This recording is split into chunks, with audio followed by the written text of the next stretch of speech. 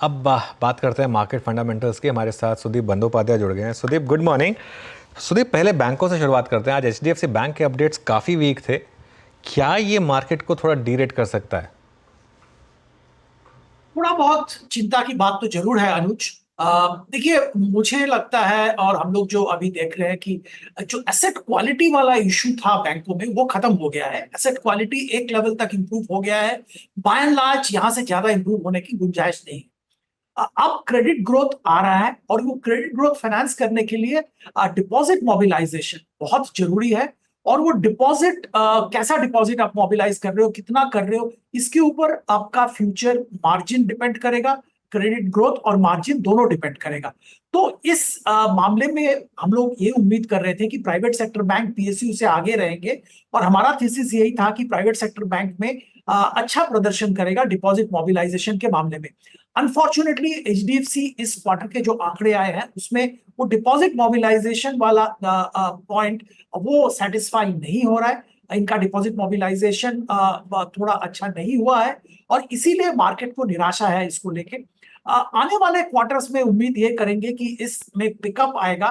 तो I won't अभी immediately ऐसा नहीं कहेंगे कि डी रेटिंग होगा या ऐसा कुछ। पर हाँ, जो मोमेंटम एचडीएफसी में देखने को मिल रहा था उसमें थोड़ी रुकावट तो जरूर आई है और थोड़े क्वेश्चन मार्क्स आए हैं डिपॉजिट मोबिलाइजेशन के ऊपर। पर इसके बावजूद मैं ये कहूंगा कि अभी भी प्राइवेट सेक्टर बैंक्स पे ही ध्यान रखना चाहिए। आप थोड़ी देर पहले फेडरल बैंक का जिक्र कर रहे थे, वो भी हमारे पसंदीदा बैंक्स में एक है। और वहां पे बहुत अच्छा कामकाज चल रहा है, डिपॉजिट मोबिलाइजेशन का भी अच्छा कामकाज चल रहा है अलॉन्ग विद क्रेडिट ग्रोथ। तो मैं ये संक्षेप में कहना चाहूंगा कि डिपॉजिट मोबिलाइजेशन और उसका क्वालिटी पे ध्यान देना पड़ेगा और यही इंडिकेट करेगा कौन सा बैंक आने वाले दिनों में आउट परफॉर्म करेगा। ओके, अच्छा। बिल्कुल। मीन वाइल एक बार डिवीज लैब्स लेकर आइए। आज सुबह खुलते ही एक ये स्टॉक रेडार पर आया था। फार्मा में एक अच्छे मोमेंटम आ रहे हैं अब इस समय। सुदीप, फार्मा पर क्या व्यू रहेगा? देखिए, फार्मा में ओवरऑल हमारा व्यू पॉजिटिव है और इसमें डोमेस्टिक फोकस फार्मा कंपनीज जैसे मैनकाइंड, वहां पे हम लोग बहुत पॉजिटिव है, वहां पे खरीदारी की सलाह भी दे रहे हैं। लुपिन पे एक कल रिपोर्ट आया था और अगर आपने ध्यान दिया होगा उसमें बोला गया है कि उनका यूएस का बिजनेस में अच्छा तगड़ा ग्रोथ आएगा आने वाले दिनों में।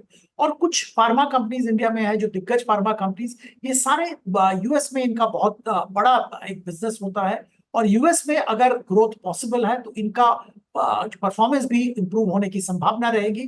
तो इसमें लुपिन को हम आगे रखेंगे अभी।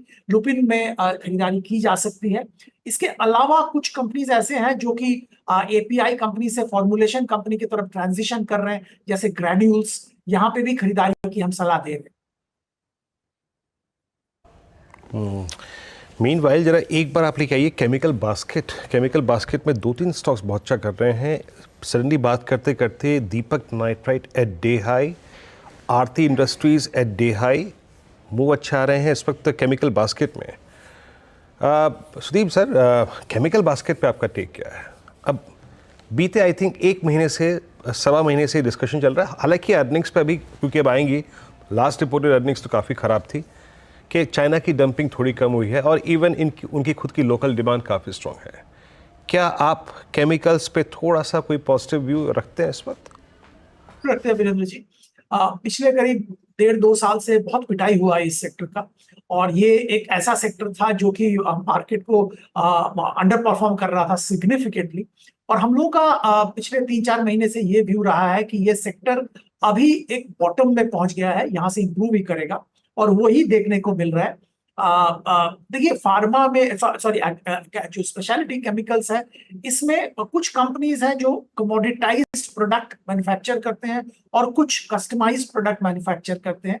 तो पीआई इंडस्ट्रीज वगैरह की अगर बात करें, वो सीएसए कस्टमाइज सिंथेसिस उस पे है। तो वहां पे तो व्यू हमेशा पॉजिटिव रहा है। सिर्फ ये कमोडिटी स्पेशलिटी केमिकल्स जो मैन्युफैक्चर करते हैं वहां पे दिक्कतें थी, चाइना का डंपिंग जिसका जिक्र आपने किया उसको लेके। और उम्मीद यह है कि चाइना का डंपिंग कम हो रहा है और होगा भी, लोकल डिमांड बढ़ रहा है। इसके अलावा इंडियन जो स्पेशलिटी केमिकल प्रोडक्ट्स है उसका डिमांड यूरोप और यूएस, जहां पे डिमांड जनरली कम हो गया था, वहां पे डिमांड बढ़ रहा है। तो वो मार्केट में भी इनका प्रोडक्ट का डिमांड बढ़ रहा है।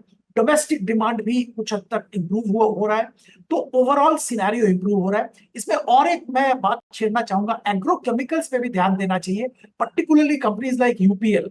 बहुत पिटाई हुआ है, बहुत नीचे था और परफॉर्मेंस भी ठीक नहीं था, पर आने वाले दिनों में हमको ये ध्यान में रखना पड़ेगा, ये दुनिया का चौथा या पांचवा बड़ा एग्रोकेमिकल कंपनी है, ग्लोबल बिजनेस है, और एग्रीकल्चर ठीक ठाक होने के साथ साथ इंडिया एंड वर्ल्ड में इसका भी प्रोडक्ट्स के डिमांड बढ़ेंगे। और एक लेवल पे यूपीएल अभी भी कोट कर रहा है जहां पे वैल्यूएशन के लिहाज पे अट्रैक्टिव है, पर ये सारे लॉन्ग टर्म निवेशक के लिए सही है, शॉर्ट टर्म में यहाँ पे खरीदारी की सलाह नहीं देंगे। शॉर्ट टर्म में आप देखिए यहाँ पे मतलब ट्रेड सेंस नहीं है, याद रखिएगा। अगर आप प्रोस्पेक्टिव बड़ा रखते हैं तो ही थोड़ा फोकस कीजिएगा, अदरवाइज थोड़ा सा यहाँ पे अवॉइड कीजिएगा। अब थोड़ा डिफेंसेस पे अब आते हैं लौट के एक बार फिर से। अब आईटी अब जब अर्निंग सीजन की स्टार्ट करेगा सुदीप सर, तो बाइंग तो अच्छी आई है। पिछले अगर आप 10 दिन को देखें तो इसमें आईटी ने बहुत स्ट्रांगली कंट्रीब्यूट किया है। ऑलमोस्ट ये अब इंडेक्स जो है वो अपने करियर की जो हाईएस्ट ट्रैजेक्टरी है उस पर आके ऑलमोस्ट सेटल हो गया है। मेरे ख्याल से दिसंबर 2021 का हाई था 39,200, जनवरी 2024 का हाई था 38,400, अब ऑलमोस्ट हम 37,600, यानी it's hardly differential of I think 1,000 and 1,200 points.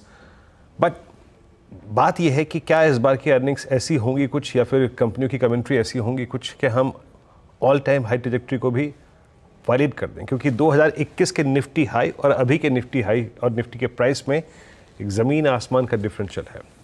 IT पर आपका व्यू क्या है इस वक्त, और सिलेक्टिवली बायर हैं क्या आप इस वक्त? नरेंद्र जी, जैसे आपने अभी लास्ट में बोला सिलेक्टिवली बायर है, विप्रो में हम लोग पॉजिटिव है। देखिए दो चार चीज, एक तो मैनेजमेंट चेंज हुआ, और मैनेजमेंट चेंज जो हुआ वो एक सीजन जो इनसाइडर को ही लाया गया है, तो उसके साथ उम्मीदें ज्यादा है। दूसरा, डील विंस आने चालू हो गए हैं, बड़ा डील विन हुआ है स्टैंडर्ड चार्टर्ड के साथ, बड़ा अच्छा डील साइन हुआ है इनका। तीसरी बात है बाईबैक, जिसका कि लास्ट बाईबैक का 1 साल जो पीरियड जून में खत्म हो गया है, तो बाईबैक आने की संभावना है। ये सब नजर में रखते हुए विप्रो में थोड़ा अगर एग्रेसिव इन्वेस्टर है जरूर खरीदारी की जा सकती है।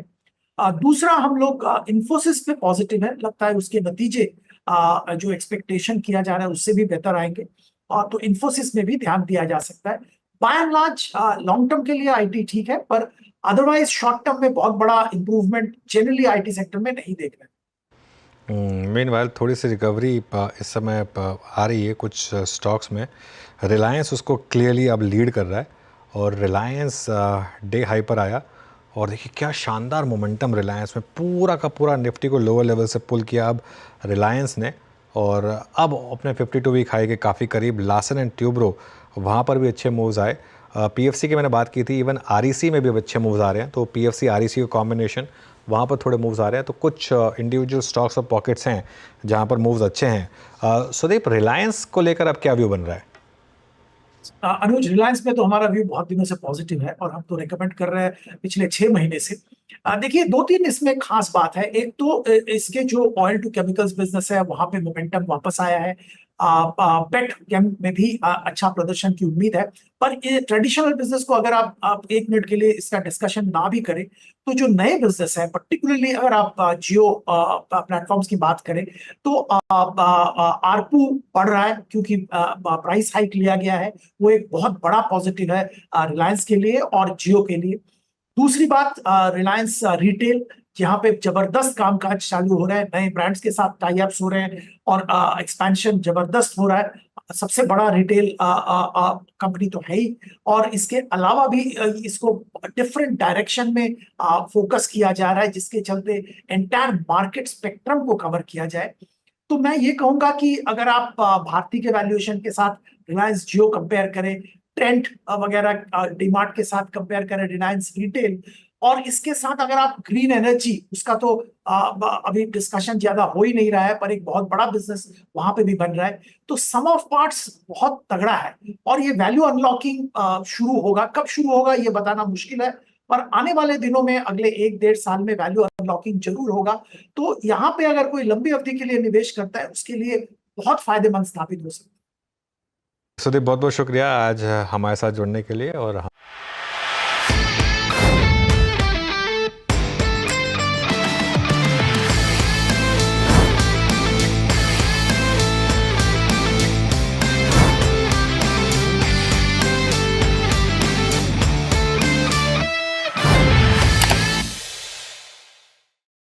बता दें कि मनी कंट्रोल पर दिए गए विचार एक्सपर्ट्स के अपने निजी विचार होते हैं।